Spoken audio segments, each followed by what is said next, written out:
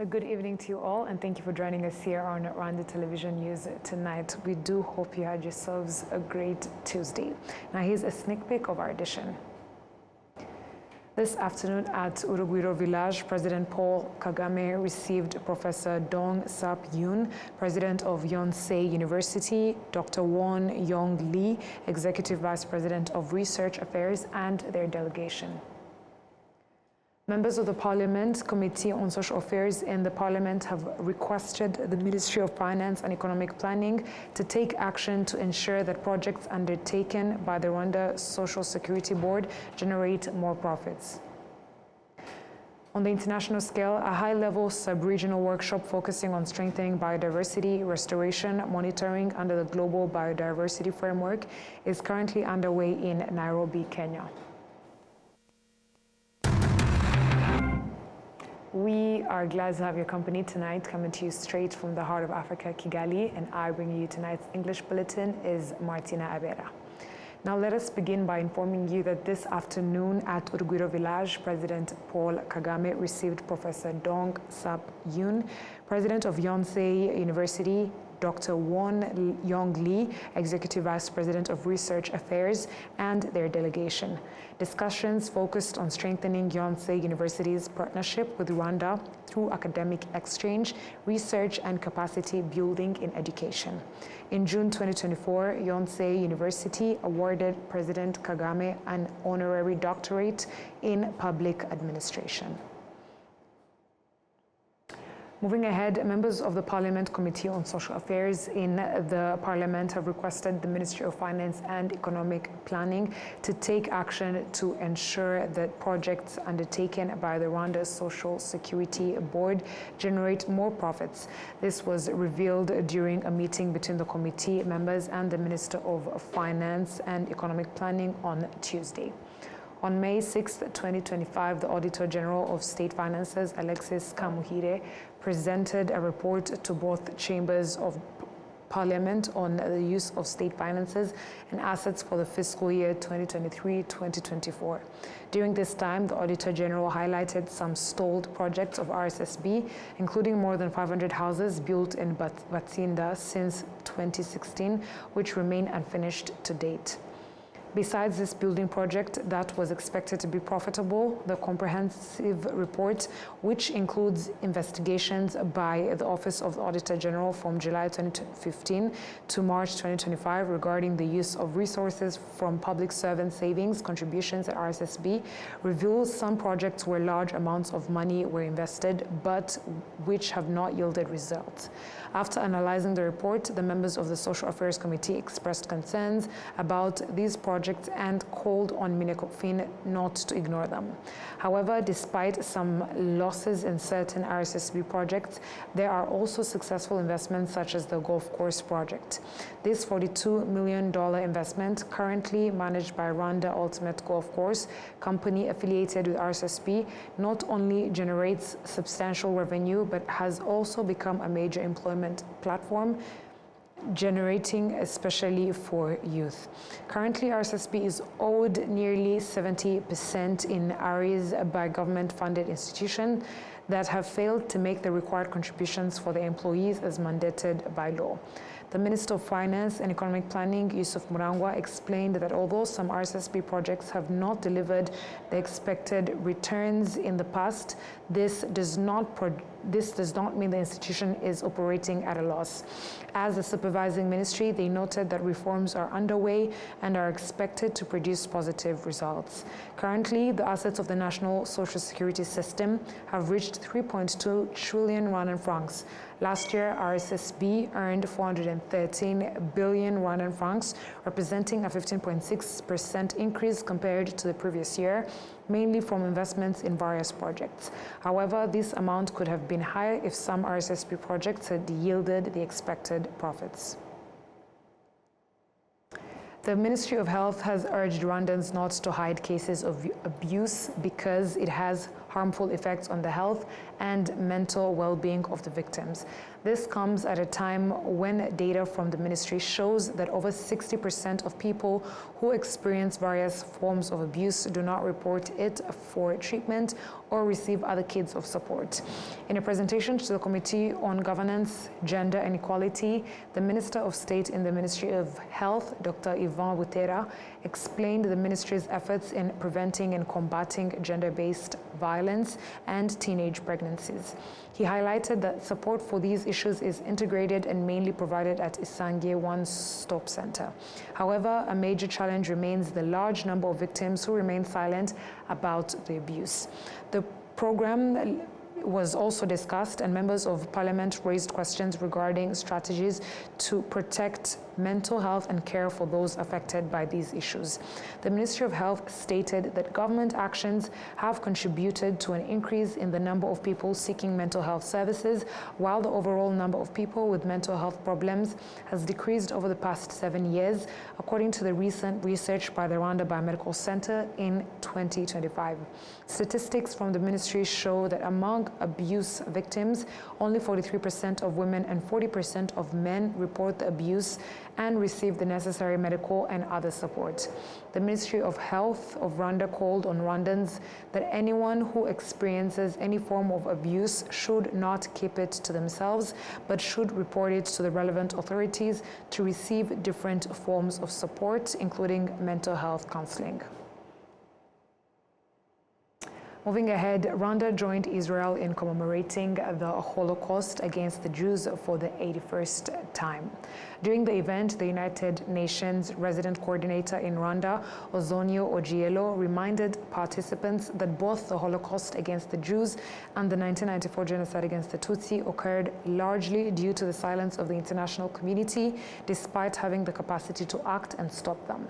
He went on to call on people around the world to remember and to work toward ensuring that such atrocities never happen again by fighting against ethnic discrimination and anything else that could lead to genocide anywhere in the world. The German ambassador to Rwanda, Heik Uta Detman, emphasized that the responsibility to remember does not belong only to survivors of the Holocaust, but is a duty for everyone across the world so that younger generations can learn from this history and strive for a peaceful world free from ethnic hatred and other factors that can lead to genocide. The Israel ambassador to Rwanda, Einat Weiss, explained that, as highlighted by this year's theme, all young people should learn from this history and work for peace while avoiding silence in situations where human rights are being violated. She also noted that Rwanda offers many positive lessons, including the pursuit of justice and the implementation of unity and reconciliation programs for all Rwandans following the 1994 genocide against the Tutsi.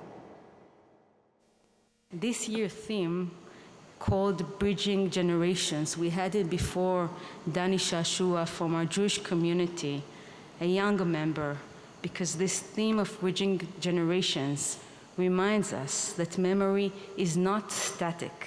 It is a living inheritance passed from survivors to their children, from the children to the grandchildren, and ultimately to all of us. The Holocaust did not begin with gas chambers. It began with words, with lies, with exclusion, with anti-Semitism that dehumanized Jews, portrayed them as threats, and stripped them of dignity long, long before their lives were taken. Anti-Semitism was not an accident of history. It was cultivated, normalized, and weaponized by a society that chose silence over resistance. Gapping generations is not just remembering the past. It is a very difficult attempt to keep the seeds of alert that despite the comfort of our lives, history tends in the most mysterious ways to repeat itself. We might think that those who lived through the Holocaust were different people, different time, different world. We tell ourselves it cannot happen to us. But many of the victims of the Holocaust did not believe it would happen to them either. They were citizens, neighbors, veterans, professionals, parents sending their children to school, Europe was educated, modern, and cultured, and yet it became the site of one of the biggest crimes in human history. Separating the past from current trends of the present is a true danger of generational distance. That is why remembrance matters, and that is why it must never be passive.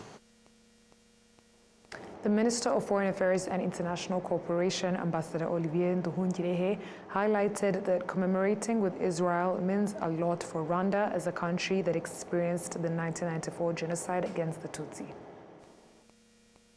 This commemoration is a reminder of one of the darkest chapters in human history. It invites us to remember those who lost their lives to intolerance and reflect on the consequences of hatred, discrimination, and indifference. Ladies and gentlemen, genocide does not happen in a vacuum. It is a carefully orchestrated plan, as demonstrated by scholar and human rights advocate Gregory Stanton. Genocide unfolds through identifiable stages, including classification, symbolization, discrimination, and dehumanization, culminating into denial. Understanding these warning signs is essential. No genocide is inevitable. Like a cancer, it can be confronted when diagnosed early. In 1994, 49 years after the Holocaust, Rwanda suffered the loss of 1 million of its people in 100 days during the genocide against the Tutsi. Entire families were decimated, communities torn apart, and the very social fabric of the nation was shattered. We therefore approach this day as a member of the international community, as friends, and also as a nation who understands firsthand the devastating impact of genocide. In the same spirit, Rwanda strongly condemns the rise of anti-Semitism and violent acts against Jewish people in many places around the world, including hate-fueled terror attacks like the latest one that happened last month in Sydney.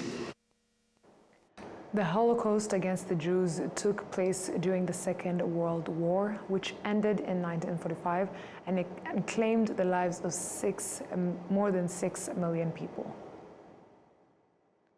Moving ahead, the Ministry of National Unity and Civic Engagement is urging Rwandans, particularly the youth, to promote and properly use the Kinyarwanda language, emphasizing that it is a pillar of national unity and a defining element of Rwanda's identity. This call comes as nationwide awareness campaigns on the proper use of Kinyarwanda are being conducted alongside activities to celebrate National Heroes Day. We have more on this report. Engagements with young people often reveal that although many understand the importance of speaking Kinyarwanda correctly, some do not consistently apply this knowledge in practice. During the Itorero Indangamirwa Civic Education Program, several young participants who were either born abroad or left Rwanda at a young age expressed their appreciation for the opportunity to learn their mother tongue, despite growing up in countries where it is not commonly spoken. I speak Kinyarwanda every day because I love my country. Commenting on this initiative, the Minister of National Unity and Civic Engagement, Dr. Jean Damascene Bizimana, stressed that Rwandans should take pride in speaking Kinyarwanda correctly, describing it as a source of dignity and cultural identity. People who returned to Rwanda even after the genocide have managed to learn Kinyarwanda. This shows that it all comes down to commitment and will. Will comes first and foremost. However, we should all agree on one point. The claim that schools teach French and English and that it is the reason children do not learn Kinyarwanda well is only a pretense. That excuse should be completely removed. Despite these efforts, some old-age citizens note that challenges persist in the proper use of Kinyarwanda, particularly among certain leaders and public figures. Across the country, awareness campaigns aimed at promoting the values of heroism are ongoing, with a strong emphasis on preserving national culture, including the proper use of Kinyarwanda. Dr. Bizimana Jean Damascene explained that linking these campaigns to the celebration of National Heroes Day underscores the idea that true heroism cannot be separated from national values, among them the mother tongue. Listen to me carefully. I'm not saying that we should not learn foreign languages. On the contrary, we should learn them and understand them very well. However, this should not take away from the fact that we must also know how to speak, understand and write Kinyarwanda well, a language that unites us. Our wish is that as we prepare to celebrate National Heroes Day, we send a message together that links heroism with culture, especially the proper use of our language. There's no heroism that is not rooted in culture, and one of the main pillars of culture is language. National Heroes Day is observed annually on February 1st. This year's celebration will take place under the theme Heroism and Unity of Rwandans, Pillars of Development. Investors in the industrial sector say extending working hours, including night shifts, is one of the key strategies that will help Rwanda achieve its target of increasing industrial output to 27% of the national gross domestic product by 2029. We have more. Employees working in industries based in Masoro Industrial Park say they are satisfied with night shift work, citing its benefits. We work 8 hours, and any time beyond that is considered overtime and is paid accordingly. That is why we have chosen the night shift from 7 p.m. to 7 a.m. We have staff who come in to replace us. The factory really facilitates our work. It is essentially the same as working during the day, since we carry out the same duties.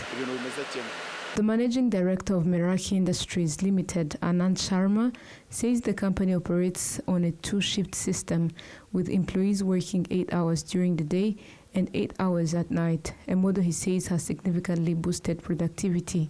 Yeah, we do. Our factory is 24/7, so that means we have night shift also. So we are working in night just to take the benefit of electricity tariff. So definitely we are doing that. Yeah, definitely in the after midnight, it's a bit, tariff is a little low, and but if we can get, benefit even in the daytime, that will really help us, to compete in the international market. Basically, the production teams, the casuals and the employees, we have a shift, and they have overtime. They have, weekdays. One of the days is off for them, so they manage accordingly. Because we have to respect the labor laws, so accordingly we work. However, some manufacturers say they still face challenges in introducing night shifts due to various constraints. Labor expert Jean Mukunzi notes that operating both day and night shifts increases employment opportunities and enhances overall industrial productivity. Niba dufite umubare munini w'abakeneye akazi. If a country has a large number of unemployed people and at the same time there are various investments being planned and implemented, this shows that employment is a key component of national development plans such as the NST2. The number of Rwandans who will be employed is therefore an important consideration. Every investment should include an employment component, as job creation is a fundamental part of a country's economic development. The Minister of Trade and Industry, Prudence Sebahizi, observes that many factories stop operations at around 5 p.m. and that many workers are reluctant to work night shifts, despite the fact that electricity tariffs are significantly lower during night hours. buriya amashanyarazi tugira ibyo twita peak hours. In electricity usage, we usually have what are called peak hours, typically between 6 p.m. and 11 p.m. During this time, many people are at home and using electricity, which increases demand and therefore the price of electricity. Because electricity prices are fixed based on these periods, many people choose to turn off their machines during peak hours. However, after midnight, electricity is almost as if it is free because demand is very low. This means that factories lose the opportunity to use cheaper electricity after 12 a.m. simply because employees have already gone home during the hours when electricity is expensive. Why can't factories introduce a night shift? This issue is largely about mindset change, both for factory owners and for employees. The industrial sector is expected to contribute 27% of Rwanda's gross domestic product by 2029, up from 21% in 2024. Currently, small-scale industries pay 175 Rwandan francs per kilowatt hour. Medium-scale industries pay 133 Rwandan francs per kilowatt hour, while large-scale industries pay 110 Rwandan francs per kilowatt for electricity. And on that note, we have come to the end of tonight's English Bulletin. On behalf of the news production team as well as the technical team, thank you for sticking with us here on RTV News. My name is Martina Abera, and until next time, stay safe and have a good night.